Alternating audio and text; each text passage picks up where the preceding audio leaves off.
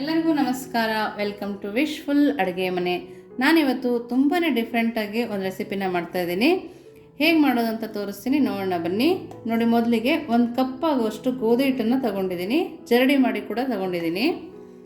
ನಾವು ಜರಡಿ ಮಾಡಿದ್ರೇ ತುಂಬ ಚೆನ್ನಾಗಿ ಬರುತ್ತೆ. ನೋಡಿ, ಒಂದು ಮಿಕ್ಸಿ ಜಾರ್ ಒಳಗಡೆ ಹಾಕ್ಕೊಳ್ತಾ ಇದ್ದೀನಿ ನಾನು. ಅದೇ ಮಿಕ್ಸಿ ಜಾರ್ ಒಳಗಡೆ ಉಪ್ಪಿಟ್ಟಿನ ರವೆನ ತೊಗೊಂಡಿದ್ದೀನಿ. ನೋಡ್ತಾ ಇದ್ದೀರಲ್ಲ, ಈ ಥರ ರವೆನ ತೊಗೊಬೇಕು. ಇದನ್ನು ಕೂಡ ಮಿಕ್ಸಿ ಜಾರ್ ಒಳಗಡೆ ಹಾಕ್ಕೊಳ್ತಾ ಇದ್ದೀನಿ. ನಾವು 1 ಕಪ್ ಗೋಧಿ ಹಿಟ್ಟನ್ನು ತೊಗೊಂಡ್ರೆ 3/4 ಕಪ್ ಆಗೋಷ್ಟು ರವೆನ ತೊಗೊಬೇಕು. ನೋಡಿ, ಅವೆರಡು ಹಾಕ್ಕೊಂಡಿದ್ದೀವಲ್ಲ. ಇವಾಗ ನಿಂಬೆಹಣ್ಣನ್ನು ಹಿಂಡ್ಕೊಬೇಕು. ನಾವು ಬೀಜನ ತೆಗೆದು ನಿಂಬೆಹಣ್ಣ ಮಿಕ್ಸಿ ಜಾರ್ ಒಳಗಡೆ ಹಾಕ್ಕೋಬೇಕು. ನಾನು ಅರ್ಧ ಹೋಳು ನಿಂಬೆಹಣ್ಣು ಕೂಡ ಹಿಂಡ್ಕೊಂಡಿದ್ದೀನಿ. ತುಂಬ ಚೆನ್ನಾಗಿ ಬರುತ್ತೆ. ನೋಡಿ, ಇವಾಗ ಫುಲ್ ನಿಂಬೆಹಣ್ಣನ್ನು ನಾನು ಹಿಂಡ್ಕೊಂಡಿದ್ದೀನಿ. ಇವಾಗ ಸ್ವಲ್ಪ ಉಪ್ಪನ್ನು ಕೂಡ ಸೇರಿಸ್ಕೊಳ್ತಾ ಇದ್ದೀನಿ. ನೋಡಿ, ಇಷ್ಟನ್ನು ಹಾಕಿ ಸ್ವಲ್ಪ ನೀರು ಹಾಕಿ ನಾನು ಗ್ರೈಂಡ್ ಮಾಡ್ಕೊಂಬರ್ತೀನಿ. ತೀರಾ ತೆಳುನೂ ಗ್ರೈಂಡ್ ಮಾಡ್ಕೊಬಾರ್ದು, ತೀರಾ ಗಟ್ಟಿನೂ ಇರಬಾರ್ದು. ಸ್ವಲ್ಪ ನೀರು ಹಾಕಿ ಈ ಇಡ್ಲಿ ಬ್ಯಾಟರ್ ಬರುತ್ತಲ್ಲ, ಆ ಥರ ಗ್ರೈಂಡ್ ಮಾಡ್ಕೊಂಡು ಬರ್ತೀನಿ. ನೋಡಿ, ಈ ಹದಕ್ಕೆ ನಾನು ಮಿಕ್ಸಿ ಮಾಡ್ಕೊಂಬಂದಿದ್ದೀನಿ. ನೋಡ್ತಾ ಇದ್ದೀರಲ್ಲ, ಈ ಹದ ಇರಬೇಕು. ನಾವು ಉದ್ದಿನ ವಡೆ ಮಾಡ್ತೀವಿ ನೋಡಿ, ಆ ಹದ ಬಂದಿದೆ. ನಾನು ಇದನ್ನು ಒಂದು ಬೌಲ್ಗೆ ಹಾಕ್ಕೊಳ್ತೀನಿ. ನೋಡಿ, ಬ್ಯಾಟರ್ನ ಸೇರಿಸ್ಕೊಳ್ತಾ ಇದ್ದೀನಿ. ನೋಡಿ, ನಮ್ಗೆ ಇಷ್ಟೇ ತಿಕ್ಕಿರಬೇಕು ಬ್ಯಾಟರು, ಮತ್ತು ಲೂಸ್ ಮಾಡ್ಕೊಬಾರ್ದು. ನೋಡಿ, ಅದೇ ಮಿಕ್ಸಿ ಜಾರಿಗೆ ಸ್ವಲ್ಪ ನೀರು ಹಾಕಿ ಎಲ್ಲ ಹಿಟ್ಟನ್ನು ಕೂಡ ಬೌಲ್ಗೆ ಹಾಕ್ಕೊಳ್ತಾ ಇದ್ದೀನಿ. ನೋಡಿ, ಈ ಥರ ಕೈ ಆಡಿಸ್ಬಿಟ್ಟು ಗಂಟುಗಳಿದ್ದರೆ ಕ್ಲೀನಾಗಿ ಹೋಗಬೇಕು, ಆ ಥರ ಕೈ ಆಡಿಸ್ಕೊಬೇಕು. ನೋಡಿ, ಹಿಟ್ಟು ಕೂಡ ಯಾವ ಥರ ಹೋಗ್ತಾ ಇದೆ. ನಾವು ಈ ಥರ ಕೈ ಆಡಿಸ್ಬಿಟ್ಟು ಒಂದು ಪ್ಲೇಟ್ ಮುಚ್ಚಿ ಒಂದು 10 ನಿಮಿಷ ರವೆ ನೆನೆಯೋ ತನಕ ಬಿಡಬೇಕು. ನೋಡಿ, ಪ್ಲೇಟ್ ಮುಚ್ಚಿ ಒಂದು 10 ನಿಮಿಷ ಬಿಟ್ಟಿರ್ತೀನಿ. ನೋಡಿ, ಇವಾಗ 5ರಿಂದ 10 ನಿಮಿಷ ಆಗಿದೆ. ನಾನು ಇವಾಗ ಲಿಡ್ಡನ್ನು ಓಪನ್ ಮಾಡಿ ಸ್ವಲ್ಪ ಕರ್ಬೇವಿನ ಸೊಪ್ಪು ಹಾಕ್ಕೊಳ್ತಾ ಇದ್ದೀನಿ. ಸಣ್ಣದಾಗಿ ಕಟ್ ಮಾಡಿರೋ ಹಸಿ ಮೆಣಸಿನ್ಕಾಯಿ ಸ್ವಲ್ಪ ಸೇರಿಸ್ಕೊಳ್ತಾ ಇದ್ದೀನಿ.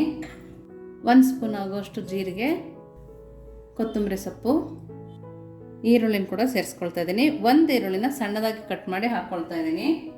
ನೋಡಿ, ಇವಾಗ ಒಂದು ಕಾಲು ಸ್ಪೂನ್ ಆಗುವಷ್ಟು ಅಡುಗೆ ಸೋಡಾನ ಹಾಕ್ಕೊಳ್ತಾ ಇದ್ದೀನಿ. ಉಪ್ಪನ್ನು ಮೊದಲೇ ಹಾಕಿರೋದ್ರಿಂದ ಇವಾಗ ಸೇರಿಸ್ಕೊಳ್ತಾ ಇಲ್ಲ.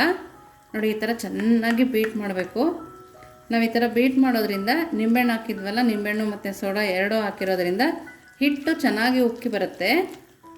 ನೋಡಿ, ನಿಮಗೆ ಕಾಣಿಸ್ತಾ ಇದೆ ಹಿಟ್ಟು ಯಾವ ಥರ ಉಕ್ಕಿದೆ ಅಂಥೇಳಿ. ನೋಡಿ, ಈ ಥರ ಆಗುತ್ತೆ, ನೀಟಾಗಿ ಆಗುತ್ತೆ. ಒಂದು ಸ್ವಲ್ಪ ನೀರನ್ನು ಸೇರಿಸ್ಕೊಬೇಕು. ನೋಡಿ, ನಾನು ಸ್ವಲ್ಪನೇ ನೀರನ್ನು ಸೇರಿಸ್ಕೊಳ್ತಾ ಇದ್ದೀನಿ. ನಾವು ಚೆನ್ನಾಗಿ ಬೀಟ್ ಮಾಡೋದ್ರಿಂದ ತುಂಬ ಚೆನ್ನಾಗಿ ಬರುತ್ತೆ. ನೋಡಿ, ಈ ಥರ ನೀಟಾಗಿ ಬೀಟ್ ಮಾಡ್ಕೊಬೇಕು. ನೋಡಿ, ಚೆನ್ನಾಗಿ ಬೀಟ್ ಮಾಡಿದ್ದೀನಲ್ಲ, ನೊರೆ ಥರ ಬಂದಿದೆ. ನೋಡಿ, ಈ ಥರ ಬಂದರೆ ತುಂಬ ಚೆನ್ನಾಗಿ ಬರುತ್ತೆ. ನಾನಿವಾಗ ಎಣ್ಣೆನ ಬಿಸಿ ಇಟ್ಕೊಳ್ತೀನಿ. ನೋಡಿ, ಇವಾಗ ಎಣ್ಣೆ ಕಾಯ್ದಿದೆ. ನೋಡಿ, ಹಿಟ್ಟು ಮಾಡ್ಕೊಂಡಿದ್ವಲ್ಲ, ಅದನ್ನು ಇವಾಗ ಉಂಡೆ ಥರ ಮಾಡಿ ಸೇರಿಸ್ಕೊಳ್ತಾ ಇದ್ದೀನಿ. ದೂರನೇ ಬಿಡಬೇಕು. ಮನೆಗೆ ಗೆಸ್ಟ್ ಸಡನ್ನಾಗಿ ಬಂದಾಗ ಏನು ಮಾಡೋದು, ಕಡಲೆ ಹಿಟ್ಟಿಲ್ಲ ಅಂತ ಯೋಚನೆ ಮಾಡ್ತಿರ್ತೀವಿ. ಈ ಥರ ಮಾಡಿಕೊಟ್ರೆ ತುಂಬಾ ಖುಷಿ ಪಡ್ತಾರೆ, ಹೆಲ್ದಿಯಾಗಿ ಕೂಡ ಇರುತ್ತೆ.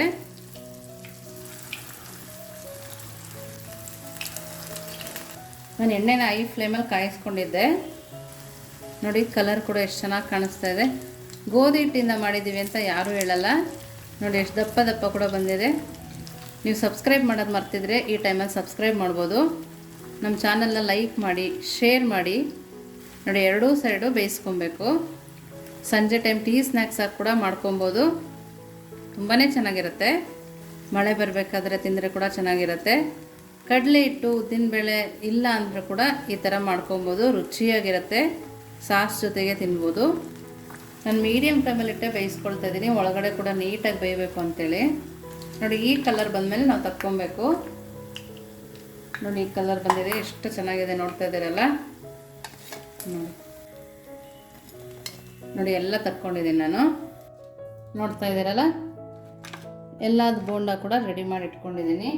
ಸಾಸ್ ಜೊತೆ ತಿನ್ಬೋದು, ಚಟ್ನಿ ಜೊತೆ ತಿನ್ಬೋದು, ನಿಮ್ಗೆ ಏನು ಇಷ್ಟ ಅದ್ರ ಜೊತೆ ತಿನ್ಬೋದು. ಹಾಗೆ ಕೂಡ ತಿಂದರೆ ತುಂಬ ಚೆನ್ನಾಗಿರುತ್ತೆ. ಒಳಗಡೆ ಈರುಳ್ಳಿ, ಹಸಿಮೆಣಸಿನ್ಕಾಯಿ ಇರೋದ್ರಿಂದ ಕ್ರಿಸ್ಪಿಯಾಗಿದೆ. ನೋಡಿ, ನೋಡ್ತಾ ಇದ್ದೀರಲ್ಲ, ನೋಡಿ ಇಷ್ಟು ಕ್ರಿಸ್ಪಿಯಾಗಿದೆ. ನಿಮಗೆ ಕಡಲೆ ಹಿಟ್ಟಲ್ಲಿ ಕೂಡ ಇಷ್ಟು ಕ್ರಿಸ್ಪಿಯಾಗಿ ಬರಲ್ಲ, ಅಷ್ಟು ಕ್ರಿಸ್ಪಿಯಾಗಿದೆ. ಸೌಂಡ್ ಕೇಳ್ತದೆ ನೋಡಿ, ತುಂಬಾ ಚೆನ್ನಾಗಿದೆ. ನೀವು ಒಂದ್ಸರಿ ಮಾಡಿ ಹೇಗಿತ್ತು ಅಂತ ವಿಶ್ಫುಲ್ ಅಡುಗೆ ಮನೆಗೆ ಕಮೆಂಟ್ ಮಾಡಿ, ಲೈಕ್ ಮಾಡಿ, ಶೇರ್ ಮಾಡಿ, ಸಬ್ಸ್ಕ್ರೈಬ್ ಮಾಡಿ. Thank you.